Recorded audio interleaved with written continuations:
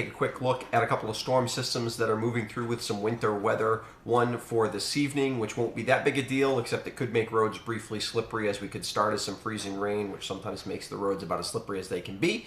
And then also take a look at a more impressive and more significant storm that's going to come through New Year's Day night, or so January 1st night, Friday night into Saturday morning.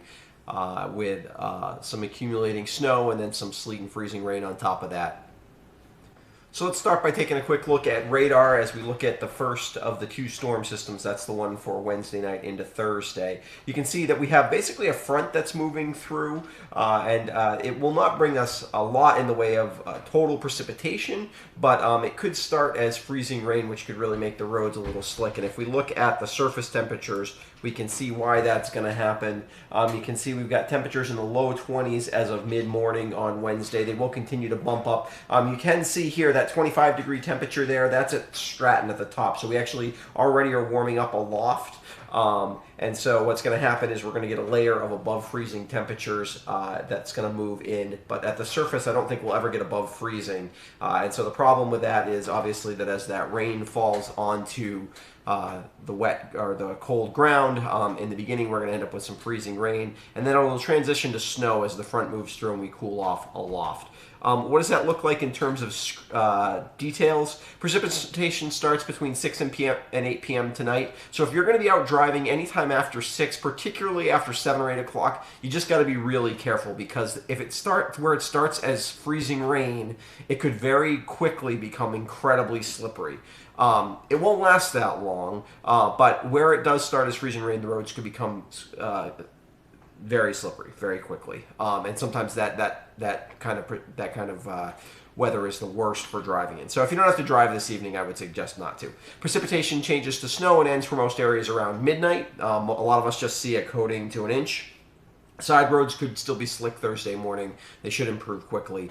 Total snow and sleet accumulations, like I said, about an inch or less, except for ski areas and western-facing slopes that could get 3 to 4 inches as the upslope snow machine gets going. So most of the ski areas probably do see, especially at the summits of the ski areas, see 3 or 4 inches of snow, and even some of those roadways, if you're going over the mountain passes on those high spots, could be getting a little bit of accumulating snow. So just be aware of that for tomorrow morning. Even the upslope snow basically comes to an end by probably early to mid-morning tomorrow. Our second storm coming through Friday night into Saturday will be stronger. It'll have more moisture associated with it, and it will give us a chance for quite a bit of accumulating precipitation. Some of it will fall as snow to start, then sleet, then freezing rain, and eventually end as some drizzle. So let's take a look at how that's taking shape. We do have our storm just beginning to get going south of, actually in northern Mexico currently. The storm right now doesn't look that impressive on satellite. There's a pretty good swirl in the atmosphere, but there's not a lot of moisture associated with it. But it will move east and then to kind of develop over Texas over the next couple days, and it will really get some moisture involved in it. This front that's going to come through as our storm tonight will bring some colder air in, and there'll be just enough cold air in place that by the time the storm gets to us on Friday night, we should be seeing snow to start, then sleet, then freezing rain, and eventually maybe change to some rain or drizzle at the end of the storm. If we take a quick look at the low track, this is in 12-hour increments starting today at about noon today. The storm over the next day kind of translates over Texas. Then takes about another day. This is through Friday to get to Missouri, and then we can kind of see over the next day through Saturday afternoon it starts to accelerate pretty dramatically. And one thing that happens is the low starts to transfer some energy off the coast by about Saturday or by about Friday night. And one of the problems with this is depending on how quickly this happens.